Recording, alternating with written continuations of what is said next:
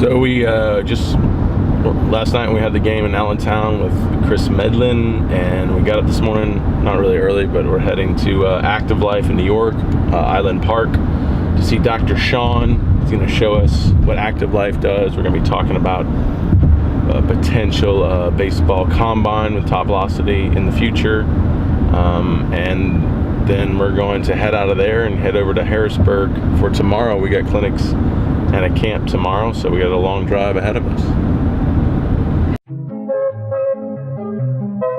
Had potential. Was a benzo. With my friends though. All my life I swear I had potential.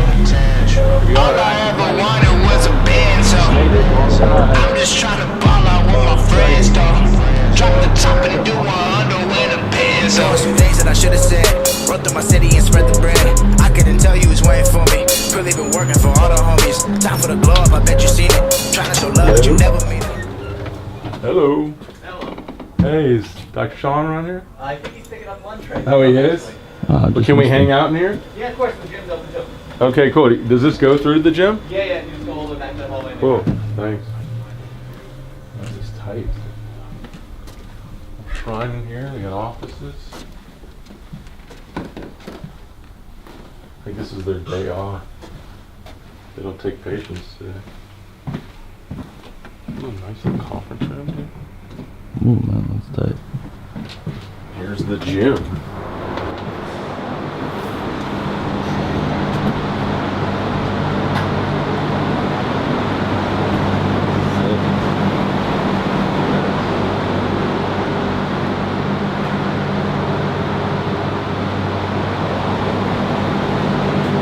Pretty organized.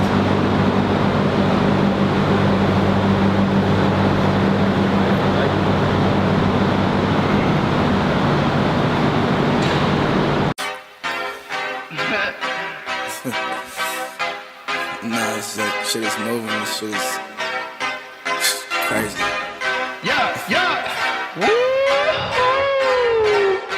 Right, or saying like, I mean, it's hard to like, say like sprinting, like, it'd be like saying is sprint speed purely influenced on like knee flexion. Like that's the only correlation to sprint speed, knee flexion, reflection extension. Of course, I'm sure, no, you'd have ankles, the hips are involved, the arms are involved, you know? But that's the problem with the quick fix stuff. Yeah. That gets all the clicks. Right. They find the simplest joint that they can easily influence, and then they over Well, it's that or the simplest solution. Hey, do you have flexibility issues? Do this stretch. You'll get more flexible. Well, why do you have flexibility issues? Right. Maybe it'll work. Right, Maybe you'll really fuck yourself up. Right, yeah, you're right, the same thing. It's like the joint isn't mobile, so let's just stretch the joint. Well, maybe it's because another joint is overcompensating. Yeah. That's a good point. Thanks. You film me right now? I'm talking. Or do you disagree with it much? Gotta catch all you guys' wisdom. Do you think that I should be doing anaerobic conditioning? This is for you. Do you think that I should be doing anaerobic conditioning stuff if I hadn't yet reached a decent level of strength? Stuff like 2 times body weight deadlift, 1.5 times body weight squat. Yeah. Yeah, you should always be doing anaerobic. Yeah, it doesn't matter if you're doing 3 times body weight deadlift. But the thing about that also is not thinking you're at a decent level of strength because you can't double your body weight in a deadlift is the wrong way to look at it. Like, yeah, you should be able to deadlift double your body weight, but if last week you can only deadlift 150 pounds and this week you can deadlift 165, you're moving in the right direction. Yes. It's not about where you are, it's about where you're going and what you're doing to get there, in my opinion. Right, and I don't like, I'm not a big like block phase guy. I don't like, because I feel like things atrophy. So like I'm not going to be like, well, we don't need to touch power for the next 2 months. We'll get to it then. Then you're going to lose it. If you don't use it, you lose it. So we're going to build a strength, and then we're going to go to power, and then we're going to lose our strength, and it's like we're juggling. No, it's like, I like to undulate with a focus. Right, undulate, yeah. So there's all kinds of stuff happening during the week, but the focus might be, okay, we're going to build strength specifically in squatting. Right. But we're going to undulate everything, which means you're going to get squatting in metcons, you're going to get squatting heavy, you're going to get exposed to more squatting because the focus for these 6 or 8 weeks is building the squat more so than the hinge, more so than the... Would you say what's in your line of work is more programming undulated, or is it more like triphasic like this? I don't have any triphasic. Right. So we do have phases in the sense that the volume of delivery is going to be higher in the off season, right? Like most of our clients are CrossFitters, right? Right. So the CrossFit games are coming up in a week. I'm not overloading these guys with deadlifts and squats right now. I don't need them to. They're already as fit as they're going to be. But a week after the games are over, I'm going to have more input than their coaches. Right. As it gets closer, we kind of phase out the coach phases. Right, I like that. All right, cool. All right, good stuff. A lot more questions firing off. Hey, man. That's good. It's good. Now, what do you think now? No. They're too small. They're too short, right? It's not even just that. Like it's. Well, they always say that. They're like, well, you're always saying that like Olympic lifters are the mecca of power and athleticism. And I say yes, but the thing is, their skills, their muscle memory isn't perfected in anything else but moving a bar. Right. And also too, they're undersized. And But the example that guy just gave is like saying the NFL draft. It doesn't matter if a guy sucked in college. If he runs a fast 40, he's going to be picked in the first round, right? Like, yeah, it's a factor, but it's not the factor. A guy needs to be able to play football. So should the ability to lift weight, move a force from the ground to his shoulders be a factor? And if somebody has viability as a power athlete, yeah, I think it should. Is it the only factor? No, definitely. no, exactly. Because I look at pitchers and buckets. So I always say there's a mobility bucket. When I'm evaluating a pitcher, there's a mobility bucket, there's a strength bucket, a speed bucket, a power bucket, a height bucket, a weight bucket, a motor control bucket, and a biomechanical awareness bucket. So I can fill those buckets randomly and build great pitchers, and some of those buckets are completely empty. Mm-hmm. Well, it's you can be even more specific to baseball players, right? They'll understand totally. How many guys throw 100 that never make it to the bigs? Right, just because you're really good at one thing does not mean you're pro baseball. Well, it's like, yeah, we went to a AAA game last night, and there were guys throwing high 80s to low 90s, and then there were guys throwing high 90s, and some of the high 90 guys were getting hit around, and some of the low 90s guys were dealing. So flat's flat, man. Yeah. If it comes in flat, it goes out fast. Really bad at snatches. Do either of you have any tips? I don't push my baseball players in it because they have such weak shoulders, man. But to me, if the question is you have weak snatches, do you have any tips? Yeah, get a coach to work with you on snatches. Right. But what would you say to a baseball player who typically has really weak shoulders? Shouldn't there be a phase for them? It's a requisite strength to build before they do it. Right. Yeah. Yeah. Don't worry that your snatch is weak. Worry about why your snatch is weak. All right, guys. Dr. Sean wants to eat, and so do I. All right, we'll see you soon. She has been a CrossFit Games athlete 4 times. She's had back surgery, and when she came to me, she had she couldn't squat, she couldn't walk up and down the stairs. Knees were hurting too bad. Couldn't take a piss. So I told her, this was in January. I'm like, listen, here's the deal. I'll take you on, but you're gonna have the worst open of your life. She's like, what do you mean? Like you're gonna do terrible in the CrossFit Open, which is like the first event of the year. Yeah. Like you're still gonna beat most people because you're a good athlete, but it's gonna be your worst showing. You're gonna feel like you're not contributing on your team the way you want to contribute. Are you comfortable with that? She's like, well, why is that? Like, because we're not. I don't give a shit about your engine. Like, we're not working on the stuff that's going to make you good in the open. Mm-hmm. Your team is going to get to the CrossFit Games. I need you ready for that. I said, okay.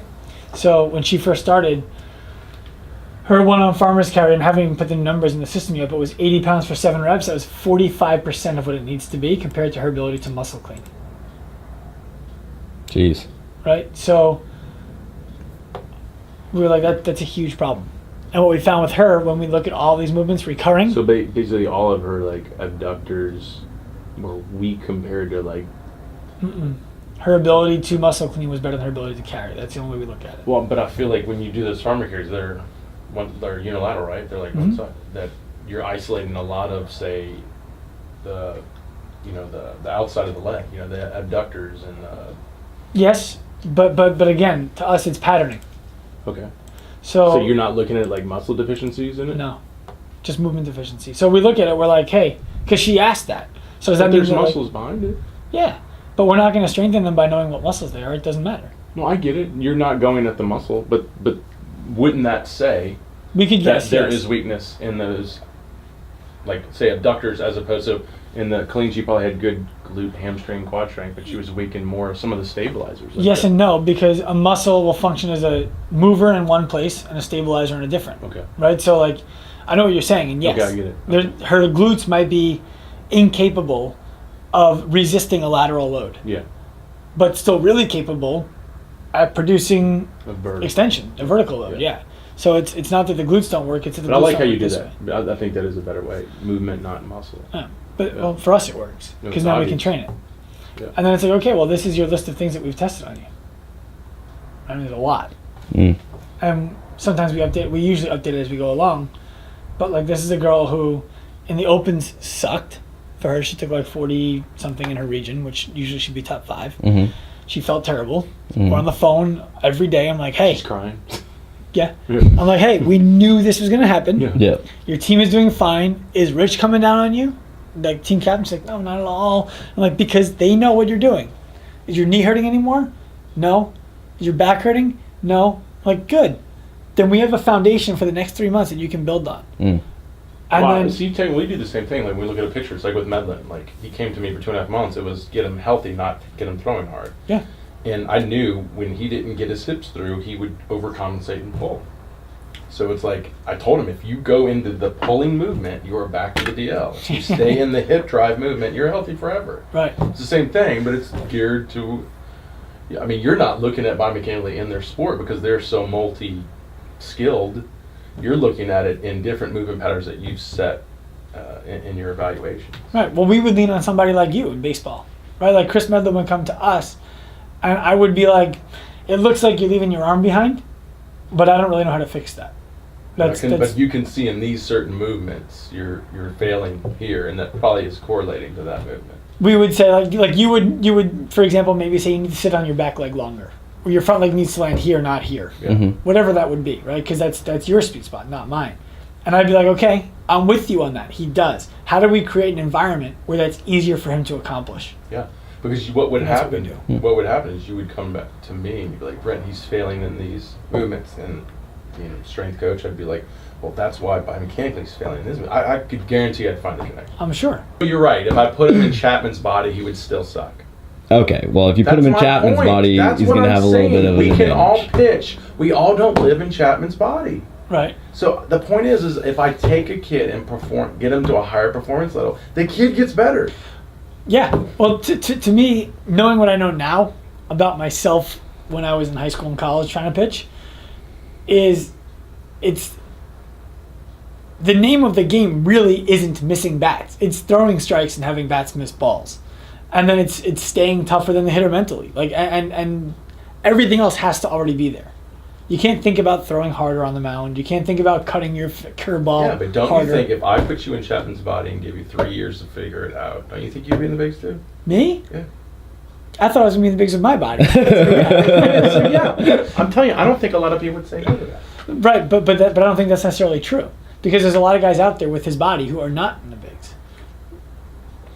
So it's like you look at the big dudes I would argue that. yeah? With if you gave them everything, his motor control, his body type, his mobility, his speed, strength, power, if you gave him every single detail, like you are Aroldis Chapman, like not just his body type. I get it. I think Zach Wheeler is the perfect case against that. Because he's gotten there. He just doesn't give a shit about baseball. It's clear. Oh, he's also probably a serious pattern issues. Like I think his we did a hips video on him a hip- long time his ago. I can't hips. quite remember his biomechanics. He's an awkward mover.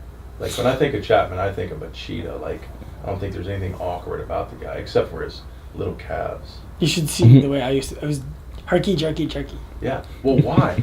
Because You're a lefty though, Yeah. lefty with some funk. But why? Because you're restricted in a lot lot of movement patterns. Because I was weak. And I was trying to Weak. create strength. And I was you had momentum as much you- as I could. right. Mhm. That's why. I was Highly overcompensating. my thought was if I can just jump halfway Yeah. to home before I let go of the ball, I'm money. Yeah. I finished way in front of where like the 6'5" pitchers were finishing. But the point is I jumped out there. your mechanics is a footprint of who you are. Like your biomechanical movements is a footprint of the anatomy and everything that makes up your body. So it's like if I took a machine and put in all your calculations and said throw a pitch, you would do the same fucking thing. I'd be like, But my body type is not that dissimilar to a young Pedro Martinez, for example. yes, it is. How different? I mean, he was 160 pounds. Yeah, but Muscle fiber type. I bet you he was Right. more explosive. Like he had more fast twitch muscle Quick fiber. twitch. I guarantee there's more mobility and Certain ranges. You're probably right about that. Yep. his arm I'm just extension looking- was ridiculous. You're right. I'm looking at just. You're right. If we Like if we- the shoulder yeah. socket was the same shoulder Yeah, socket. not even then- close. Yeah. Yeah. Well, see, I was where you were like that. I had that mindset when I was trying to play this game, but the obsessiveness I've done in investigating this, I realized there's all these buckets that have to be perfectly filled to be a 95, 100 mile an hour guy, and there's a rare guy that can fill those buckets, just genetically. Yeah. Well, that's listen. That's why kids throw 90s in high school and others don't. It's like yeah. how much work has that kid really put in? It's a fucking high school junior. It's just genetics. He just genetically was given those buckets. Yes. To Yes. do that. Yes. But you're right. The problem is then there's a bucket of longevity. There's a bucket of, where's he going to be in 10 years? That's this bucket. Well, that I think but if it's But easier it's- for him because the body is giving him more tools, then you don't have to rely on this bucket. And it's not necessarily can be that bucket because he has the people that he thinks that are guiding him, like in baseball, they don't know what the hell. I hate to say it, a lot of them don't know what the hell they're doing. Well, yeah, they're there's a just lot of telling them coaches like, that'll- But that happens from here. It's looking at it objectively and saying, am I actually getting better or not? Right. And saying, okay, but all they know is what these guys are telling them. And Yeah, what but- it is there's a lot of but all he knew was what people were dumping- telling him. Right. All you knew is what people were telling you. Why are you not doing that anymore? That's true. Well, I came out to him. Right, but that's my point. Yeah. Right, like I remember the first time I did frame, which is a CrossFit workout. Mm-hmm. Right, that takes elite CrossFitters 2 minutes to accomplish. It's 21, 15, 9 thrusters with 95 pounds and pull-ups. I'm like, 90 reps in 2 minutes? You're a fucking liar. That's impossible. Nobody's doing that fast. I did it. I'm like, I'm really fit. It took me 14 minutes. Jeez. So I'm like, there's no way anybody's doing it in 2 minutes. I see somebody do it in 2 minutes, and I'm like, Well. what do I need to change? Yeah, right. And then I started making changes because I'm Yeah. like, okay, objectively, I'm not as fit as I thought I was. Yeah. Commencing evaluation and treatment on you guys. And I'm going to give you, this will be the same talk I give to most people, but then afterwards when I'm evaluating you, I'm just going to give you less information because we've talked about this a million times. Everything below this dotted line represents load with no pain. Above the dotted line is pain, and the dotted line represents capacity. Now, we're only talking about pain and no pain because we're going to do some soft tissue work here, some treatment. But this could be, guy can throw 90, but he can't throw 91. Right? There's somewhere where he just can't get over, that's his capacity. Yeah. Okay. Right? We all wake up with a subset of conditions that we tolerate every day. Right? When you're walking through the store, you see someone you know, you're like, hey man, how you doing? You don't actually want to know the answer. You're just saying hi. Because we all know that this stuff is all going on, right? We have wear and tear. We have stress, diet, and sleep issues. You sleep 4 hours a night before you work out really hard, you're probably not going to work out that well. Right? Your capacity's down. And then we have soft tissue dysfunction. Inability of muscle, ligament, tendon, nerve to lengthen, contract, slide, or glide. Now, let's grab another color here. What happens is, someone comes in, they're like, can you play with your kids without back pain? Yeah, that's no problem. Can you throw a ball without back pain? Yeah, no problem. Well, can you back squat without back pain? Can you power clean without back pain? No. That hurts. So what are we going to do? Well, we're not going to power clean. Makes sense to me. Makes sense to the rest of baseball. Right? Let's just Toss it out. fuck that. Right? The problem is, these blue boxes here represent needs and wants. Things you need to do, things you want to do. These black boxes represent pre-existing conditions. The things that you'd be happy not to have to deal with on a day-to-day basis. My contention is that in the absence of pre-existing conditions, we would be able to do all of our needs and wants. So why eliminate a need or a want when we can eliminate a pre-existing condition potentially? Right? I've had an orthopedist come in one time, and he's like, look, man, I know you're like the guy to come to for CrossFit, but I don't think I need to snatch. Like all my friends are like, you only get pain when you snatch. Why are you snatching? I don't snatch. And I'm like, yeah, maybe you're right. I'm like, yeah, man, And if it burns to pee, just don't do that either. Right? Like, you To your can't just... point. Yeah. Because you're gonna go, well, why can't you snatch? Right, exactly. It's going to be something in these 3 boxes. Now, these are broad and general terms, but I can't change the history of wear and tear. Stress, diet, and sleep, I find that I'm not great at releasing people's stress, diet, or sleep issues. But if you come in here as a last resort, which is what most people do, they're like, I've been to everybody. I'm like, well, why didn't you just come here first? But they come here last. Because you're out of the box. Of course, and that's okay. Yeah. But so what happens is we're like, this is what's wrong with you. By the end of the visit, they understand exactly what's causing their dysfunction. They're like, awesome. So we can fix it? Yes. So it releases the stress a little bit because you stop being your condition. You start being your set of dysfunctions, which you can change. You can't change a condition. Soft tissue dysfunction is the reason why people fly to come see us, they think. Right? But I've had people fly here to come see us who don't have any. And then we have to fix something else, and that becomes real. It's mental. Yeah, well, it's mental, or we gotta take them to the gym, right? Which is where the stress is. Or the capacity. Maybe their capacity line is just down over here. So when we can eliminate soft tissue dysfunction and reduce stress, Starting them young. what we do next is we say, okay, well, now does playing with your kids fit? Does going to work fit? Throwing a ball fit? Does power cleaning fit? Yeah. Cool. So what are you gonna do? More of it. I'm back in pain, man. You said you were gonna fix me, and really you were just blowing smoke up my ass. I'm like, yep, I understand. Yeah. You added load faster than you added capacity, which we also need to do. Yeah. Because right now you're waking up with a window of operation that's here, I need it to be here. And that's the whole thing. I want you to be able to walk outside, and as long as a bus doesn't hit you, you're gonna be fine. That's the goal.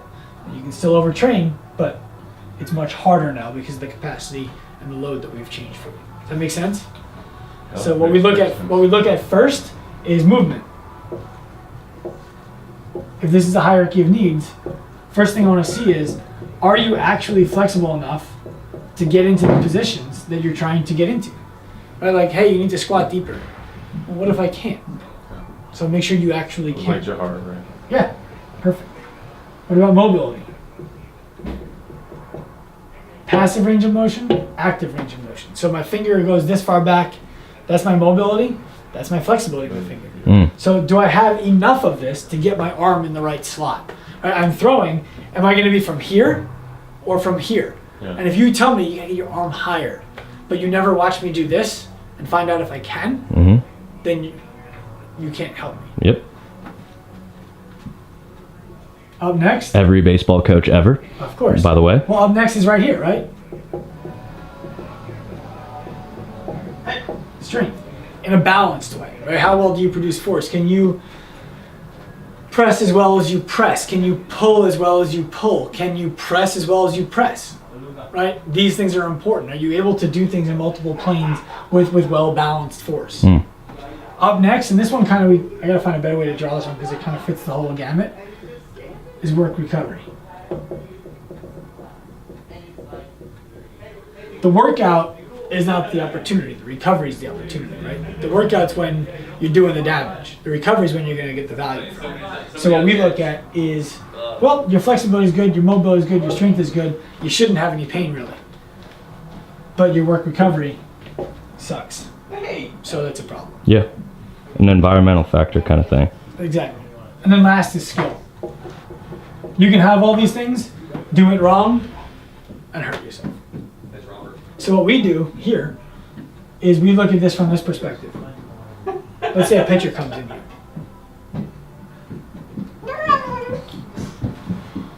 They're like, hey, Brent told me to come see you, because we get this a lot, right? People message us, and I appreciate that, by the way. And they'll be like, Brent told me to talk to you. I got this problem. I'm like, well, let's start looking at this, this, and this, because I am not going to touch this at all. That's Brent. This is where my expertise really comes to a crashing stop. And by the way, even though I pitched for 15 years and had a pitching coach for 4 of them, it doesn't mean I'm a pitching coach, right? Or a strength coach for baseball. So I'm gonna lay that off on you. Work recovery. I'm with you on Instagram right now. Right? What kind of a change are we gonna be able to make? Strength. Your general strength program is gonna come from Brent. It's not gonna come from me. I'm gonna look at it and be like, this is a great program for somebody who doesn't have these issues, but since he does, we need to make these small tweaks to it. And flexibility and mobility, I live there. I diligently practice getting better at that every day for the last 8 years. So that's what we're gonna do. That's what we're gonna spend most of our time on. Yeah. But this is how we share it. We're here, TopVelocity is there.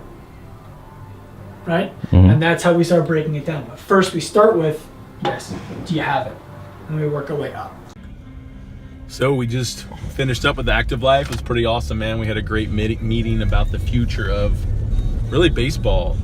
What we want to do as far as helping assess players and promote more development in baseball and help them become better prospects going forward. We're pretty excited.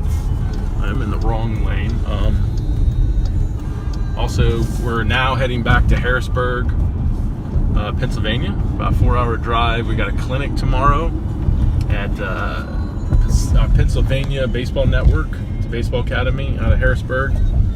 And then we're going to do a camp the next 2 days. We got a big camp, actually one of the biggest road camps we've ever had, so I'm pretty excited. And of course I missed that turn. Dang it. Yep, so that's what we're headed to do. That's what we're headed to do. Right now I can, it's rerouting me good. And that's turning good, so y'all actually get to watch this clinic and camp coming up, and then we're gonna be headed back home, going back to Louisiana. Had potential. Was a benzo. With my friends though. All my life I swear I had potential. All I ever wanted was a benzo. I'm just trying to ball out with my friends though. Drop the top and do 100 with a benzo. There were some things that I should have said. Run through my city and spread the bread. I couldn't tell you who's waiting for me. Really been working for all the homies. Time for the glow up, I bet you seen it. Trying to show love, but you